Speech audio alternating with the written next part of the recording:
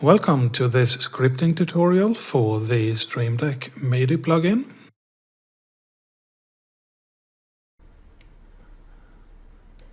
The script button doesn't do anything by default.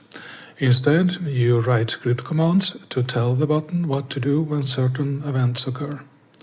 Each script button can have any number of script commands, and each script command can have any number of actions to be performed when an event occurs.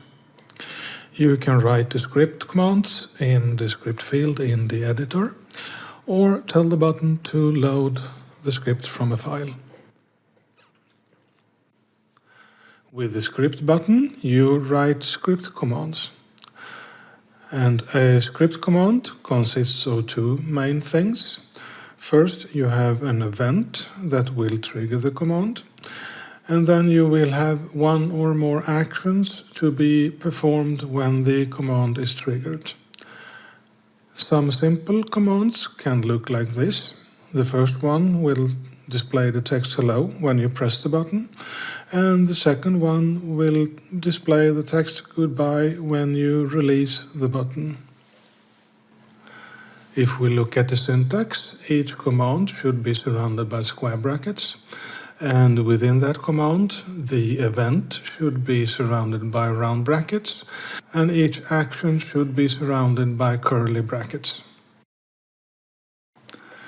These are the events you can define: when the button is pressed or released, or when you have an incoming MIDI message for control change, program change, note on and off, and finally an init event that will trigger each time the button is loaded.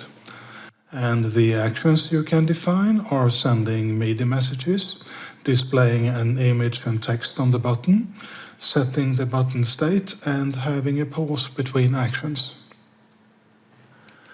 In this tutorial, I have used colors to make it easy to see the different parts of the command, but the plugin will of course not see any colors. Instead, the plugin uses the brackets to locate the different script parts, so these brackets are essential. Square brackets must surround each command. The event that triggers the command must be surrounded by round brackets, and finally curly brackets must surround each action.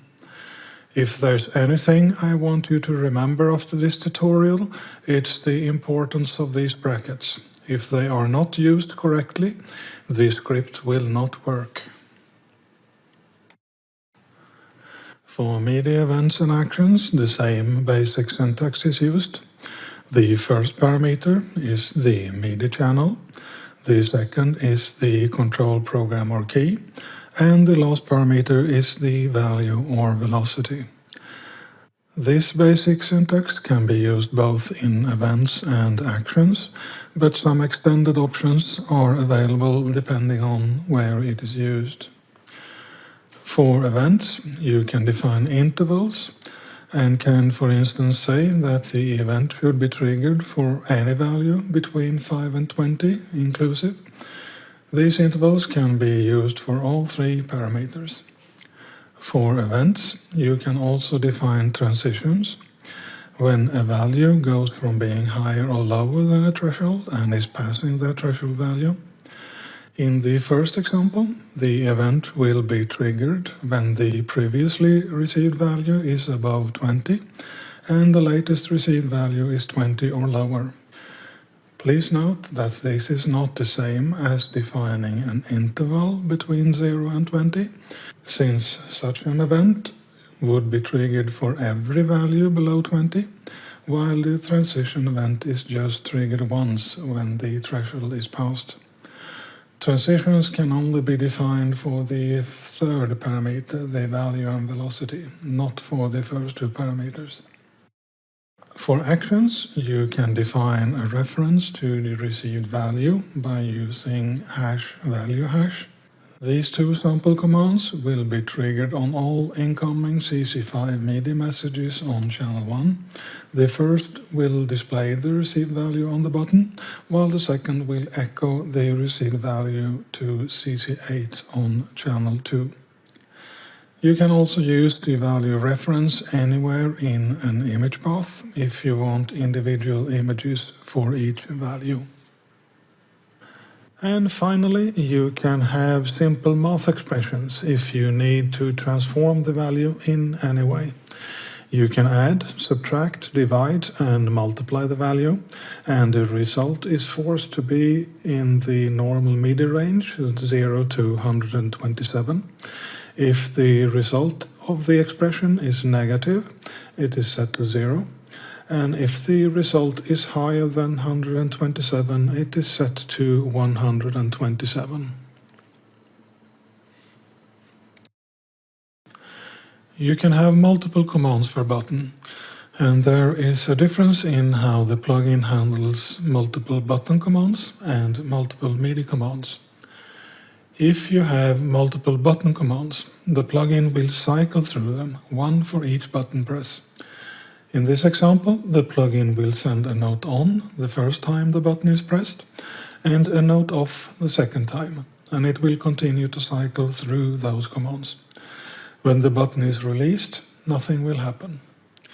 If we add a release command like this, the text hello will be displayed when we release the button after the second press. If we change the order like this, the text will be displayed after the first press of the button.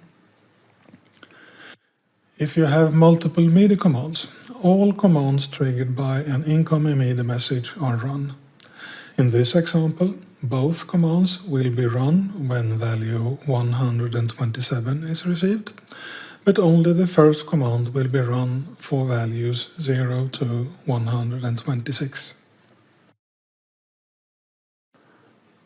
So let's have a look at some examples. These examples are not made to be very usable, to be honest, but they are made to show you what the script button can do and to give you some ideas. So let's have a look at the first one. I prefer to load the scripts from files since the space in the Stream Deck editor is so limited. So here I have this script.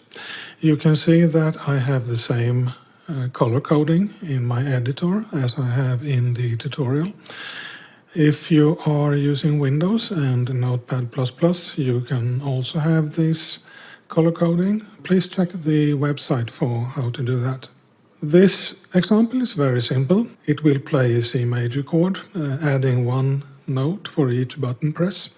And when I release the button after the third press, it will mute the chord. And it will also show the notes on the button. It works like this.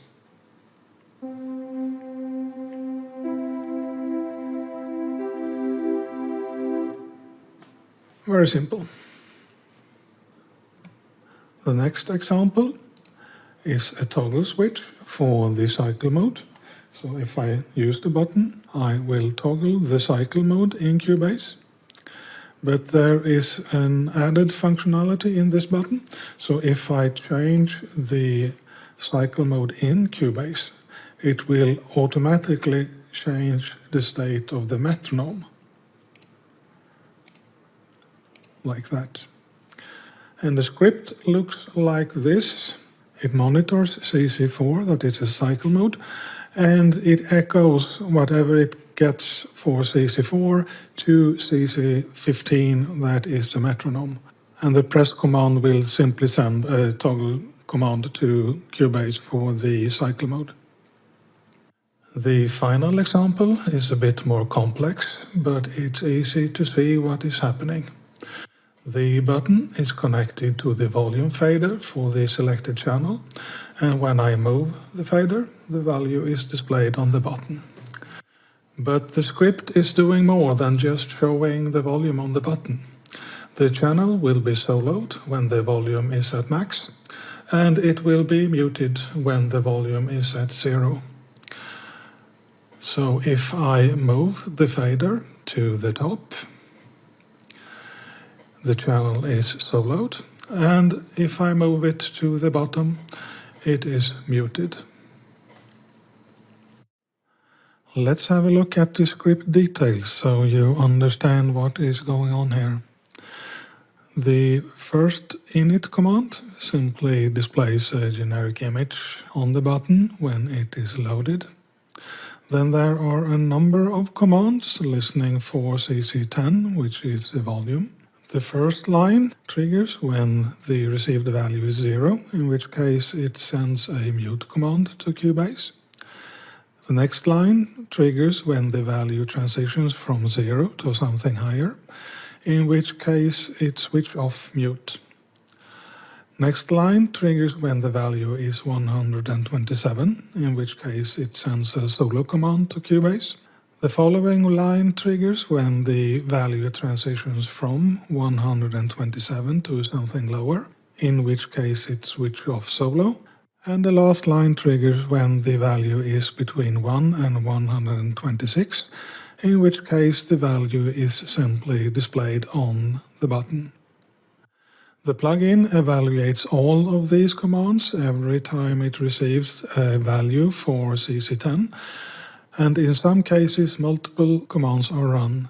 When, for instance, the value changes from 0 to 1, these two commands are run. The first one because the value transitions from 0 to something higher, and the last one because the value is in the range 1 to 126.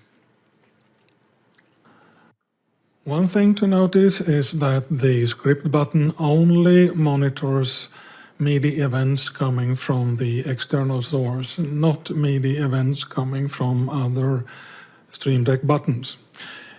In this profile I have two volume buttons and I have the script button, and if I change the volume in Cubase, all buttons will react.